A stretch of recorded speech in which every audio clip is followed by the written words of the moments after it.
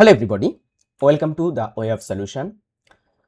I hope সকলে খুব ভালো আছো, সুস্থ আছো। ডেইলি কারেন্ট অ্যাফেয়ার্সের আজ 17 জুন 2026 এর কারেন্ট অ্যাফেয়ার্স চর্চা হবে, সাথে জিকে প্রশ্ন উত্তর তো থাকছেই। তো কারেন্ট অ্যাফেয়ার্স জেনারেল অ্যাওয়ারনেসের এই পর্বটিতে যারা যুক্ত হয়েছে, পর্বটিকে লাইক করো, শেষ পর্যন্ত দেখতে থাকো। আমাদের অন্যান্য চ্যানেল TWS একাডেমি এবং TWS স্মার্টকে সাবস্ক্রাইব না করলে সাবস্ক্রাইব করো। আর TWS একাডেমি অ্যাপ যদি ডাউনলোড না করো তাহলে কি করছো? ডাউনলোড করো সকলে, এবং আমাদের সোশ্যাল মিডিয়া প্ল্যাটফর্মে যদি ফলো না করে থাকো অবশ্যই সকলে কিন্তু ফলো করে নেবে। শুরু করছি আজকের আমাদের প্রথম প্রশ্ন দিয়ে। আজকের কারেন্ট অ্যাফেয়ার্সগুলো একটু টাফ লেভেলের কারেন্ট অ্যাফেয়ার্স হবে। সম্প্রতি প্রকাশিত টাইম ম্যাগাজিনের বিশ্বের 100 জন প্রভাবশালী ক্রীড়াবিদের তালিকায় একমাত্র ভারতীয় হিসাবে জায়গা পেয়েছেন কোন ক্রিকেটার? একজন ভারতীয় মহিলা ক্রিকেট দলের সদস্য বা মহিলা ক্রিকেটার যিনি টাইম ম্যাগাজিনের 100 জন প্রভাবশালী ক্রীড়াবিদের তালিকায় স্থান পেয়েছেন, তিনি হলেন স্মৃতি মান্দানা। ভারতীয় ক্রিকেট দলের মহিলা ক্রিকেট দলের ভাইস ক্যাপ্টেন স্মৃতি Mandanna, only Indian among time magazines 100 most influential sports person, একমাত্র ভারতীয় ক্রীড়াবিদ হিসাবে সেখানে স্থান পেয়েছেন স্মৃতি মান্দানা। তিনি লেফট হ্যান্ডেড, তার ব্যাটিং স্টাইলটা কি, তিনি বাম হাতি একজন ব্যাটসম্যান এবং তিনি ডান হাতি ফাস্ট মিডিয়াম একজন বোলার। এর পরবর্তী প্রশ্ন 2 নম্বর। সম্প্রতি প্রশ্ন ফাঁস রুখতে এবং নিট পুনরীক্ষা সুষ্ঠুভাবে সম্পন্ন করতে সম্প্রতি কেন্দ্রীয় সরকার কোন সোশ্যাল মিডিয়া অ্যাপটি ব্লক করার সিদ্ধান্ত নিয়েছে? নিট পরীক্ষা এর একটা পরীক্ষা হয়েছিল এবং পেপার লিক হওয়ার কারণে সেই নিট পরীক্ষাটাকে রি এক্সাম করা হচ্ছে, মানে নিটটার আবার একটা কিন্তু পরীক্ষা হতে চলেছে। যারা নিট পরীক্ষা আগে দিয়েছিল, যাদের প্রশ্ন বাতিল হয়েছিল, অ্যান্ড সো স্যাডলি আমাদের সেই নিটের পরীক্ষা আবার কিন্তু দেখতে হচ্ছে। তো যাই হোক, প্রশ্ন ফাঁস রুখতে সম্প্রতিকালে নিট পরীক্ষার্থীদের যে প্রশ্ন ফাঁস সেটা রুখতে কেন্দ্রীয় সরকার যে সোশ্যাল মিডিয়া অ্যাপটি ব্লক করলো সেটি হলো Telegram. Centre blocks Telegram until June 2020 to curb paper leak ahead of NEET retest. নিটের যে এক্সাম হচ্ছে, রিটেস্ট হচ্ছে, তার আগে 22 তারিখ পর্যন্ত কিন্তু টেলিগ্রাম অ্যাপটাকে বন্ধ করে দেওয়া হচ্ছে কেন্দ্র সরকারের দ্বারা, বা তারা বন্ধ করার সিদ্ধান্ত নিয়েছে। এরপরের প্রশ্ন, সম্প্রতি কোন ব্যাংক অনাবাসী ভারতীয় বা এনআরআই এবং প্রবাসী ভারতীয় বা ওসিআইদের বিনিয়োগ সহজ করতে ডেজিগনেটেড রিপ্যাট্রিয়েবল রুপি অ্যাকাউন্ট খোলার অনুমতি দিয়েছে?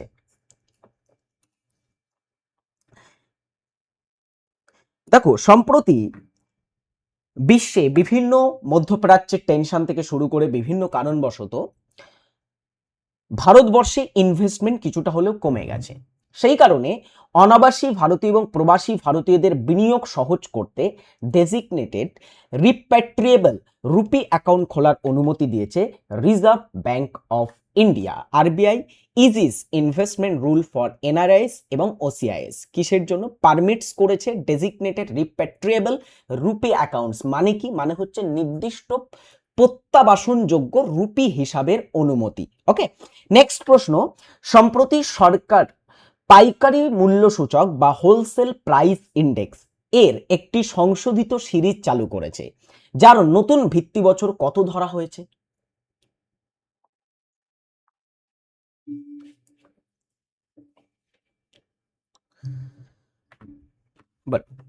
সম্প্রতি সরকার হোলসেল প্রাইস ইন্ডেক্সের একটা সংশোধিত সিরিজ চালু করেছে, যার নতুন ভিত্তি বছর ধরা হয়েছে 2022-23 সালকে। The office of economic adviser DPIIT, DPIIT মানে হচ্ছে department for promotion of industry and internal trade, যার মানে অর্থনৈতিক উপদেষ্টা যে বিভাগ আছে, হ্যাঁ, ইকোনমিক অ্যাডভাইজার, তারা সম্প্রতিকালে is releasing the revised series of WPI with base year 2022-2023। তো সম্প্রতি এটা কারা প্রকাশ করেছে?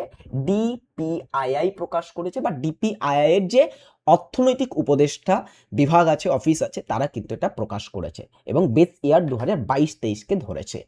মুম্বাই আন্তর্জাতিক চলচ্চিত্র উৎসব এই বছরে তার 19তম সংস্করণ কিন্তু অনুষ্ঠিত হতে চলেছে। তো 90th MIFF বা মুম্বাই ইন্টারন্যাশনাল ফিল্ম ফেস্টিভ্যাল, এই ফিল্ম ফেস্টিভ্যালে প্রথমবার এআই ভিত্তিক কোনো সিনেমার হ্যাকাথনের আয়োজন করা হতে চলেছে।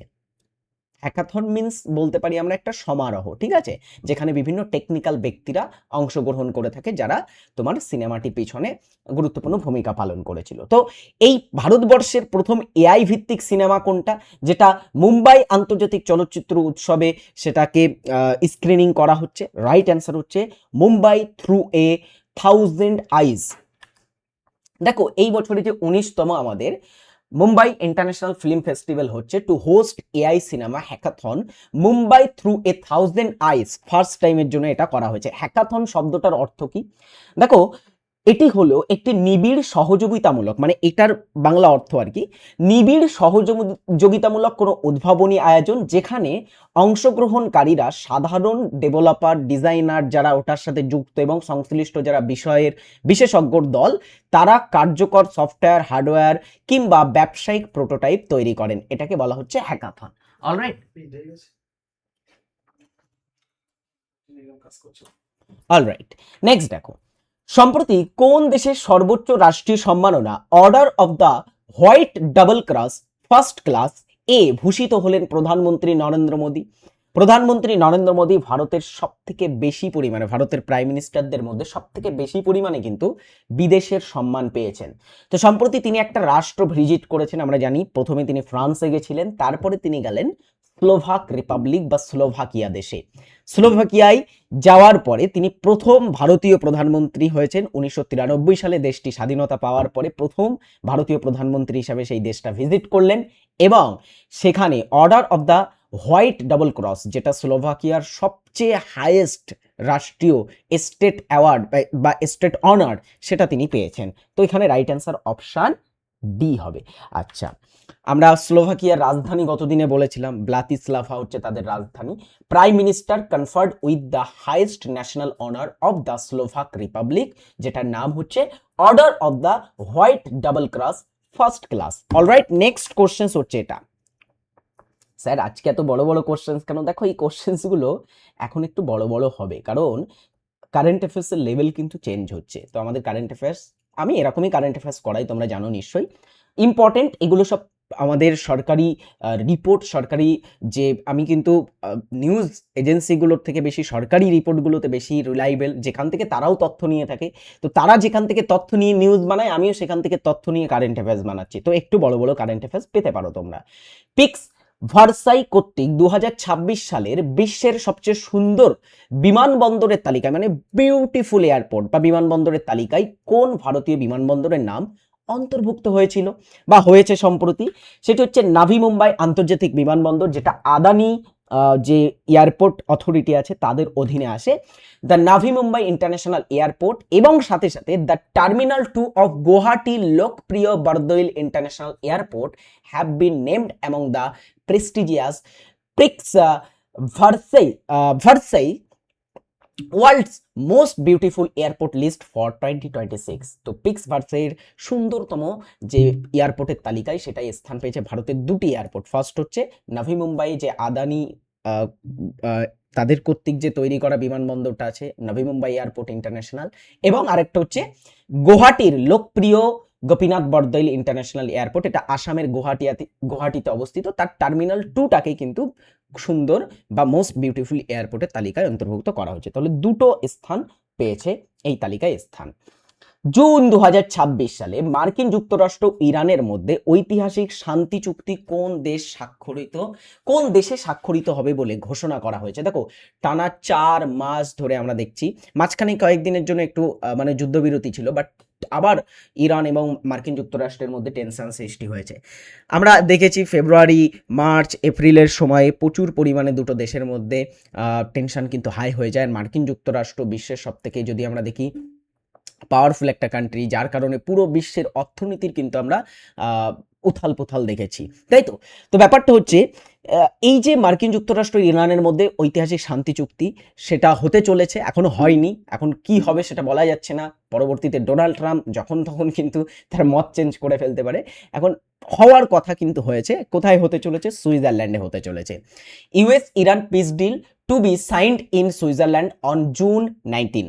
19শে জুন এটা স্বাক্ষরিত হতে চলেছে সুইজারল্যান্ডে।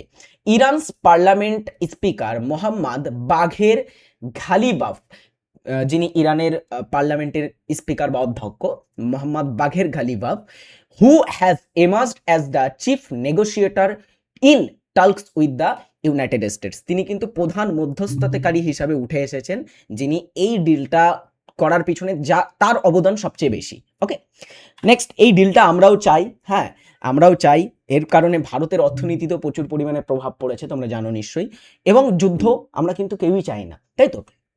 সো অবশ্যই শান্তি ফেরত আসুক মধ্যপ্রাচ্যে, এটাই আমরা কিন্তু প্রার্থনা করব। পরেরটা, সম্প্রতি ভারতের প্রধানমন্ত্রী নরেন্দ্র মোদী এবং ফ্রান্সের প্রেসিডেন্ট ইমানুয়েল ম্যাক্রো যৌথভাবে কোন দেশের কোন শহরে ভারত ইনোভেশনস 2026 এর উদ্বোধন করলেন?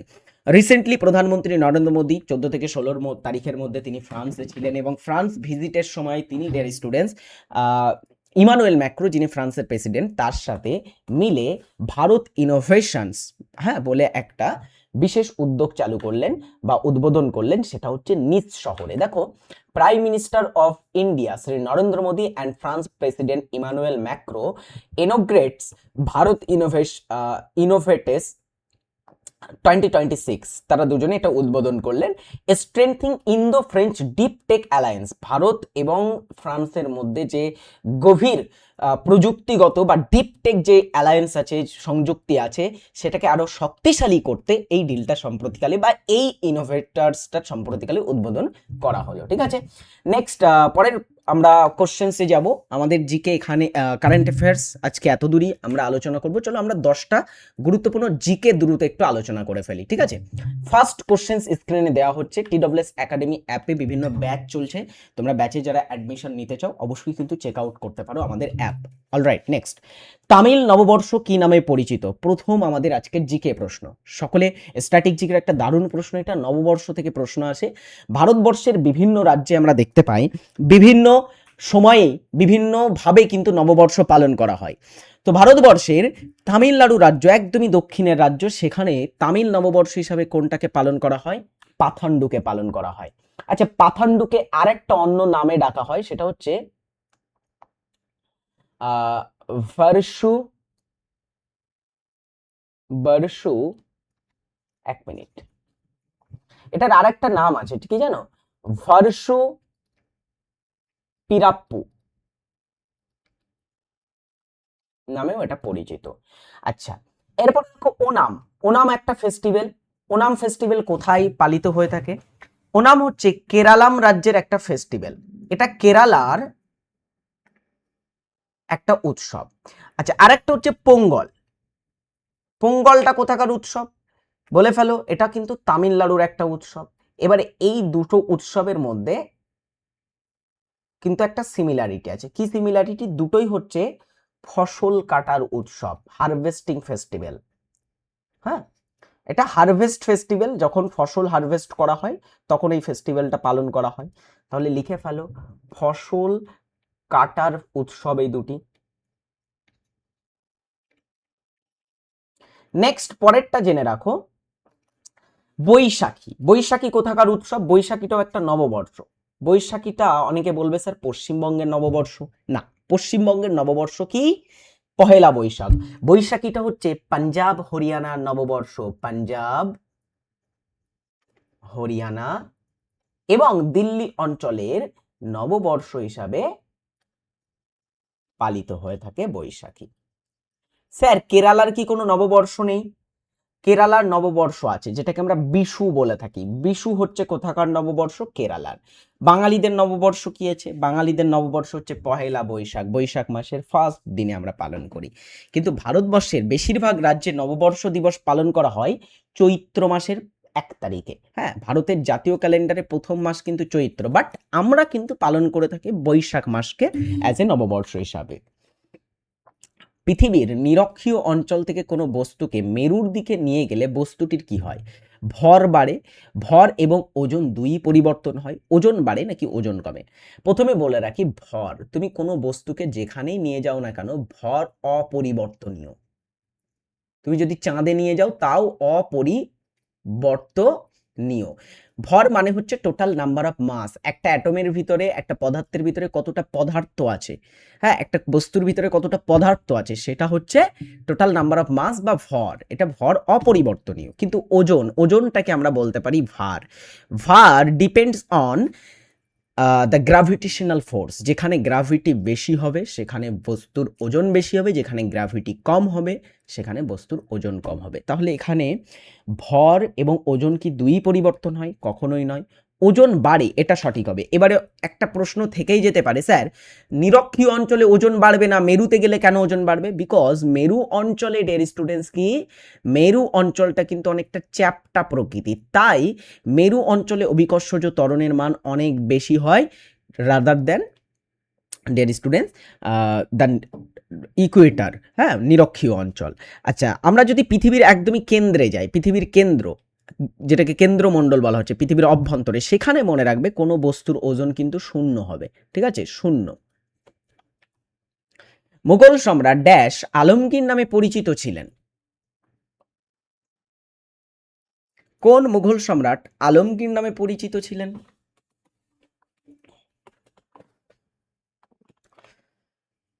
আলমগীর বলা হতো মুঘল সম্রাট ঔরঙ্গজেবকে। হ্যাঁ, আমি এই মুঘল সম্রাটদের কয়েকটা নাম বলে দিচ্ছি। আকবরকে বলা হতো শাহেনশাহ,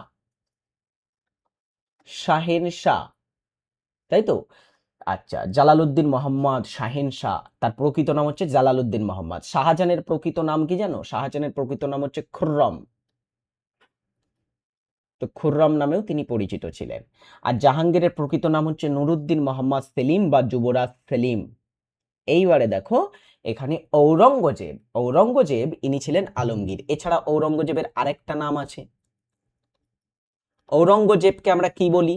এনাকে বলা হয়ে থাকে জিন্দা পীর। তাহলে কে জিন্দা পীর নামে পরিচিত ছিলেন? কে ছিলেন জিন্দা পীর? ঔরঙ্গজেব। নেক্সট, ভারতীয় সংবিধানের 61 নম্বর ধারায় কি উল্লেখ করা হয়েছে?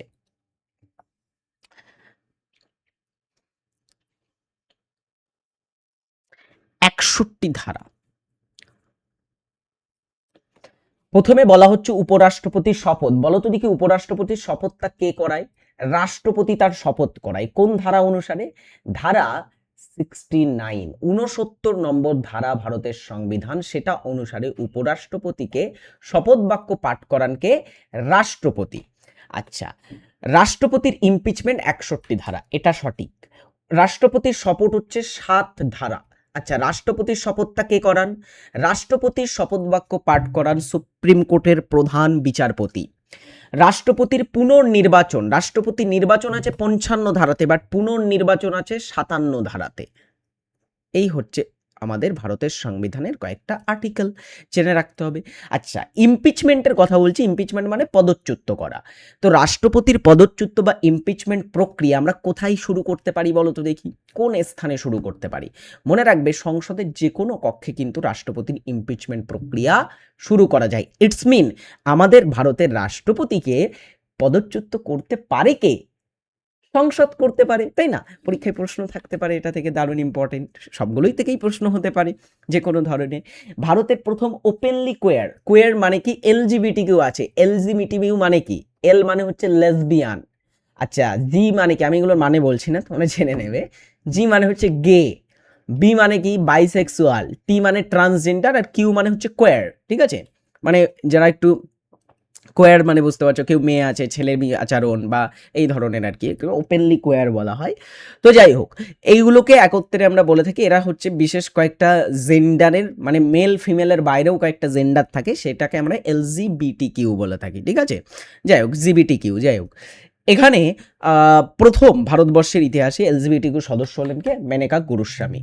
নেক্সট, নামামি গঙ্গে প্রকল্প কত সালে শুরু হয়? সবাই লাইক করো পর্বটিতে দ্রুত, এভরিবডি সকলে লাইক করো। তোমাদের জন্য ক্লাস নিয়ে আসছি রেগুলার। হ্যাঁ, নমামি গঙ্গে প্রকল্প কত সালে চালু হয়েছিল? 2014-তে চালু হয়েছিল। ওকে, এক্সকিউজ মি, একটুখানি অপেক্ষা করো।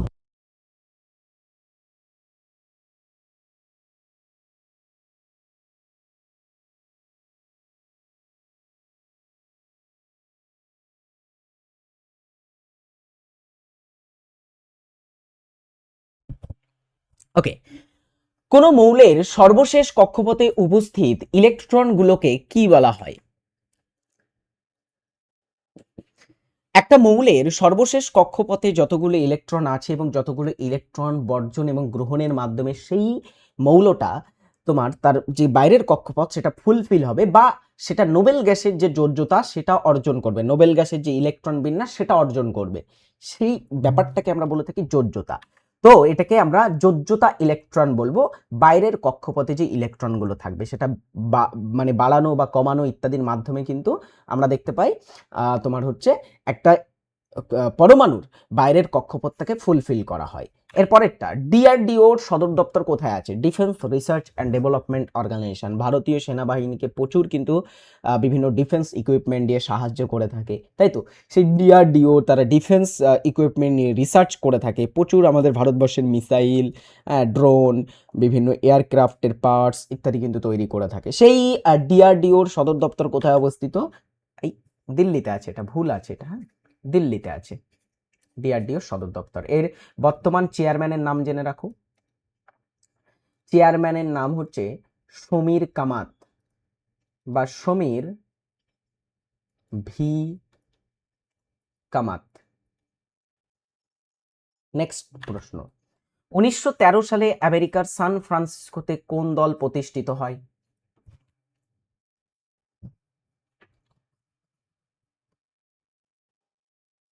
কোন দল আমেরিকা সান ফ্রান্সিসকোতে প্রতিষ্ঠিত হয়েছিল?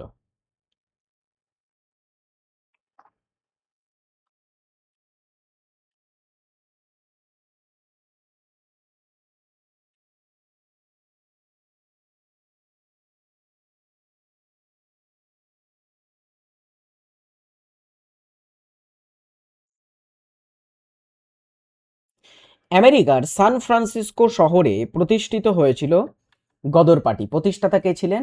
লালা হরদয়াল। আচ্ছা, খুব ভালো। নেক্সট প্রশ্ন, রাজ্য পুনর্গঠন কমিশন কবে গঠিত হয়?